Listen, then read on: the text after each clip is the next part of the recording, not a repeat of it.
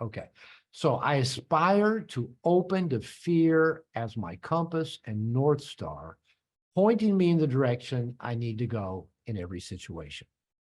What if we could harness it, transforming it into a compass that leads us to our true north, to our direction we need to be going in life, to our purpose, and follow that with passion.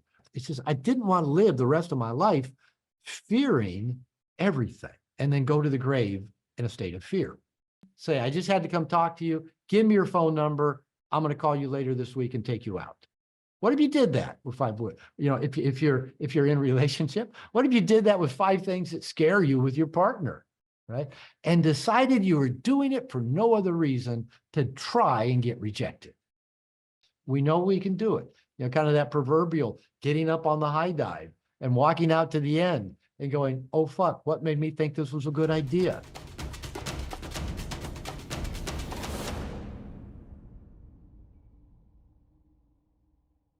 All right. We're returning on this call to our Aspirations of the Integrated Man series. We took a break with a couple of guest teachers and some guest interviewees, and we're getting back with aspiration number 10. And you can find all the aspirations for the Integrated Man in the Integration Nation Digital Handbook. They're all listed there. And just a little bit of a plug. Over this holiday, I'm going to actually start recording some high quality videos of each of the lessons, the 16 aspirations, and we're going to make those available for people who purchase an annual membership to Integration Nation. So that's just a little plug to let you know. Well, I'm going to take all of these aspirations and put them in a video series. Okay, so I aspire to open to fear as my compass and North Star, pointing me in the direction I need to go in every situation. Right? That's aspiration number 10. As an integrated male, I aspire to open to fear as my compass and North Star, pointing me in the direction I need to go in every situation. Okay, this lesson is going to have 3 key points. I kind of like to do that to make it easy to follow and make it easy to apply to your life. Point number 1, fear is a normal point of life, a normal part of life. Fear number 2, anytime we get out of our comfort zone, we will feel fear. Key point number 3, fear is our North Star pointing us in the direction we should go. Okay, so let's go back to that main point number 1. We all feel fear. As I said in the meditation, is fear has a life-preserving quality to it. That fight, flight, freeze response keeps us alive, and that's primarily fear-based.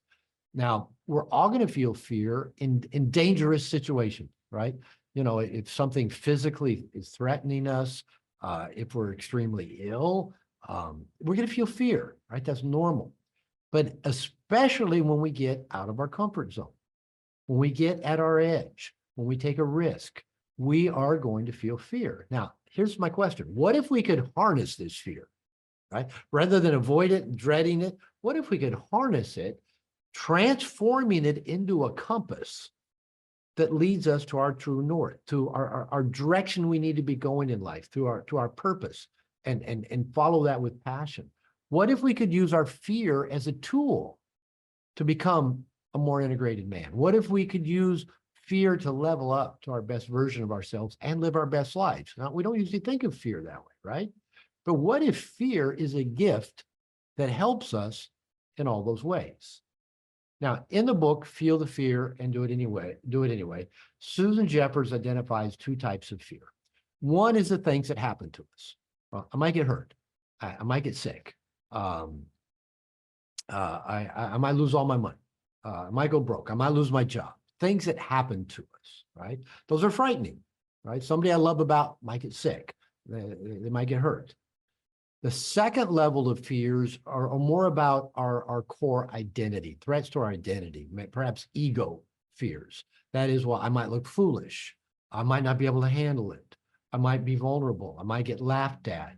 I might feel stupid. They're more of our identity fears. And Susan Jeffers says, beneath all the fears, no matter what the fear is, goes back to what I shared in the meditation, the guided imagery, is a fear that I can't handle it. If that woman rejects me, I won't be able to handle it. If I start my business and go broke, I'll look foolish. I won't be able to handle it. If somebody I love breaks up with me, leaves me, cheats on me, I won't be able to handle it. If I get sick, if I get hurt, if somebody I love gets sick or hurt, I won't be able to. Underneath all fear is a core belief that I can't handle it. Now, since fear is normal, our goal is not to eliminate fear or become fearless. Yeah, that'd be all right. But, they actually did studies on mice where they removed their amygdala, the source of fight, flight, freeze. These mice became fearless. And guess what? Their lifespan shortened quickly because they had no fear. They'd walk off the side of tables. They'd walk up to cats and poke them in the nose. I'm exaggerating. They would do things that normally they would have fear about, and they died, right? So we're not trying to overcome or eliminate fear. We're just trying to be able to face it and take action in the face of fear. And we've all done that many times in our life. We really have. We know we can do it. Kind of that proverbial getting up on the high dive and walking out to the end and going, oh, fuck, what made me think this was a good idea? And we go, but I can't turn around and walk back. So what do? We find something inside of us that says, okay, here I go. And we jumped. All right, we've all done that multiple times in our life. Now, it can be helpful to know what scares us. Why? Well, why is it scary to get up on the edge of that high dive? Why is it scary to go talk to a woman we don't know? Why is it scary to launch that business we've been dreaming about? Why is it scary to leave a relationship, to leave a job that doesn't serve us? Well, I think there's probably many underlying fears. I know for me, one of the biggest ones is the unknown. I just don't know what's going to happen. I don't know what to do. I just never been there. The fear of the unknown keeps a lot of us stuck in many ways. I think a fear of looking foolish, of being embarrassed, of making a mistake keeps a lot of us stuck. I think there's a legitimate fear of pain. I might get hurt. If I jump off this high dive, it might hurt. I think we often have a fear of loss. What if I take this action or don't take this action and lose something that is important to me? Hey, I'm Dr. Robert Glover. In case we haven't previously crossed paths, I'm the author of No More Mr. Nice Guy and the founder of Integration Nation, a worldwide community for men. I hope you're enjoying this clip from a recent live Integration Nation call. If so, I encourage you to check out the Integration Nation YouTube channel, where you'll find tons of videos, including lessons I teach and interviews I do on these weekly calls. I also publish YouTube Shorts, all raw and uncensored. After you've poked around our YouTube channel, go check out Integration Nation at integrationnation.net. With that, I'm in. Back to the video. Of course, an obvious one is fear of failure. What if I take this action and don't succeed at it? And the fears that surround that. Maybe even a bigger fear than failure, I think, is a fear of success. What if I face my fear, I have success, and that success actually brings things to me that I've never had to deal with before, and I don't know if I can handle them? And maybe what then? Right? What if my level of success does take me to where I do have paparazzi outside my house?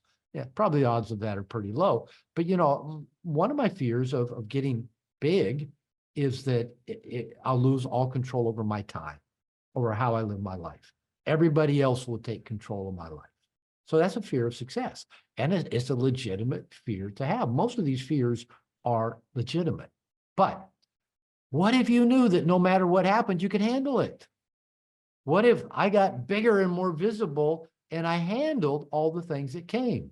What if I learned to recruit people to help me and delegate? And what if I learned how to say no? And what if I learned how to better boundaries? And what if I learned how to make my priorities? What if I learned those things more effectively? I could handle whatever change came to me. What if you remembered you've handled every other fear you've had and you're still alive and ticking? What if you had a tribe of men, maybe just 2 or 3 good buddies that you knew had your back? and they'd be there for you. Maybe they face similar fears. You know, I've attended 6 out of 7 tribe calls this week since last Sunday. I was up at 4 a.m. for the Thunder for Down Under call. And I think it was my favorite call. We dove into some deep stuff.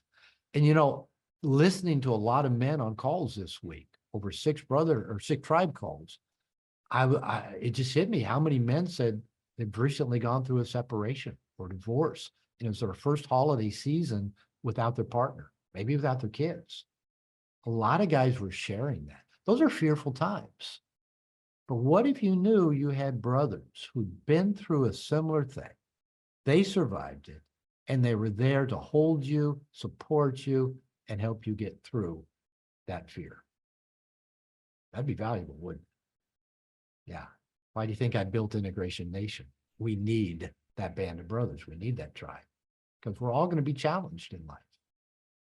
All right. Let me say one little caveat about confusion. Many of you have already heard me talk about this. I even talked about it a couple times this week on tribe calls. I've been a therapist for over 40 years. And whenever a client or somebody I'm coaching or somebody in a group says, I'm confused, I don't understand. I over years of experience, I just call that out. I say, I don't believe in confusion. Now, what usually when people say they're confused, sometimes the message in front of them is so simple. Telling it to them in 2 or 3 different ways or giving them more information just deepens their confusion. It doesn't solve it. So I don't believe in confusion, but I do believe in fear. And I think when most men tell me I'm confused, they're not really confused. It's just that their unconscious is going, holy fuck, I can't go do that. Let's get confused. Right? So, because I found giving people more information does not make that kind of confusion go away. But the good news is I don't know of any answer for that kind of confusion, but I do know of answers for fear. That's the good news. There are answers to fear, and we're laying them out, you know, right here. So when you notice your mind, you're getting, I'm confused. I don't understand. You know, give me more details. Give me more. I've had a couple people send me messages this week. I just don't understand, you know, this thing that you're teaching. And even as I gave the explanations, they come back and go, yeah, but I still don't understand it. Okay. I fell into my own trap. You know, I started giving information for confusion. More information does not help confusion. Now, here's an exception. If there's something you don't know how to do very well, like when I decided to do video courses a couple of years ago, you know, I got some nice cameras and some equipment. I had no fucking clue how to use those cameras, but that was just a lack of knowledge, not confusion. Would have been easy to get, I'm confused. I don't know how to set any of this up. I thought, fuck it. I'm going to get masterful at shooting videos and using these cameras. So I watched a shitload of YouTube videos on how my cameras worked and how to do videos. And I got good at it. Not because I was less confused, but I got information to help fill in the blanks of what I didn't know. So information can be helpful if you don't know something. But if you're just confused, it rarely helps. All right. I want to give you guys a personal example. I just turned 68 a couple weeks ago. Leading up to my 40th birthday, and I was on a call with somebody else in the last week that was talking about the same thing. They're approaching their 40th birthday. I started asking myself, as a lot of guys do when they approach 40, what do I want to be different in the second half of my life? I really didn't know. I actually struggled with it for almost my entire 39th year. And right before my 40th birthday, it just hit me. I didn't want to die afraid. Now, it's not like I didn't want to have fear of death. It's just I didn't want to live the rest of my life fearing everything and then go to the grave in a state of fear. And because I realized the first 40 years of my life as a nice guy, I just feared everything and avoided so many things. And I decided on my 40th birthday, if it scared me, I was going to do it. And I was just thinking in the shower this morning before getting ready for this call. In the last 28 years, it seems like it's been 28 years since I decided that. Yeah. I faced the fear of getting divorced from a woman I shouldn't be married to. I faced my fear of living alone. I faced my fears of learning to date. I faced my fears of building my business. I faced the fear of closing a successful business and moving to Mexico. I faced my fears of buying a house and marrying a Mexican woman who didn't speak English in my 60s. I learned Spanish in my 50s and 60s. I've faced death 2 times in the last 6 years. I've published 4 books since that time, and I launched fucking Integration Nation when I was 67 years old. Most guys at 67 years old are either out playing golf or watching a shitload of Fox News, right? I decided to face some big fears. You know what? This shit still scares me. You know, looking at what Integration Nation is capable of and what it's going to take to grow it to those capabilities scares the ever-living daylights out of me. But it sure excites me and lights a fire under me as well. And I've got a great team assisting me. I've got 7 founding coaches who've been with me for the last 2 years. I'm not trying to do it alone, right? And we've got close to 30 coaches on this team. And it's going to keep growing and expanding. I got good people surrounding me, so I don't have to do it alone. I still have fear, but I've also got a track record of facing a shitload of fears that have brought me to where I am today. Okay, key point number 3. Fear is your North Star. Another one of my favorite books, a book called The War of Art by Stephen Pressfield. Every time I mention The War of Art to people, almost everybody I mention it to goes, oh, I love that book. Love that book. So if you haven't read it, great book. It's a play on the book, The War of Art, of course. But the art of the War of Art, not the art of war, talks about resistance. And Stephen Pressfield talks about resistance being our North Star. So I got to own this. I borrowed from Stephen Pressfield and adapted to where fear is our North Star, is our compass to true north. So it helps you decide which direction to go, what you need to get masterful at, what you need to tackle. So whatever you're afraid of, that's the direction you need to go, right? So let's think about this for a second. I've worked with a lot of men that have a fear of talking to women, right? Whether it's approaching women or responding to an indicator of interest that she sent. And so that they've got this fear of talking to women, fear of looking foolish, getting rejected, not knowing what to say. They're running on that internal tape. I can't handle it. Whatever happens, I can't handle it. But what if we decided to say, you know what? I'm gonna use that fear to point me in the direction I need to go. Right? If it scares me, it's what I need to get masterful at, right? It's going to teach me mastery. What if you decided to fail forward, fail off, and fail fast? What if you decided to go approach 5 women and in the first 2 sentences say, you know, your name, say, I just had to come talk to you. Give me your phone number. I'm going to call you later this week and take you out. What if you did that with 5 women? You know, if you're in a relationship, what if you did that with 5 things that scare you with your partner, right? And decided you were doing it for no other reason to try and get rejected. Every man I've ever known that went out and did this assignment, after the 2nd, 3rd rejection, they were fucking doing a happy dance that they went and tried and usually had good results. Even if they didn't get numbers, the woman was usually engaged with them and they laughed and smiled. And you know, he felt, man, I did it. I can do this. So pick a fear and decide that's the direction you're going to go. Okay, so our application. Ask yourself, where are you stuck? What have you been putting off? What do you dream of? I dreamed of going to Mexico for a long time, for 10 years, before I finally pulled the string on that one. What do you avoid? And then use this information as your North Star. Then recruit your posse. Don't go it alone. You got to have a tribe. Take one step in that direction of wherever it's pointing you. Remind yourself you've faced every fear and emerged stronger, smarter, more confident because you did. Remind yourself that no matter what happens, you'll handle it. And then do a happy dance whenever you face a fear and don't die. And some of you, I've taught how to do the Dr. Glover happy dance before. Maybe we'll do that on the Q&A. If somebody asks me, I'll teach you the Dr. Glover happy dance.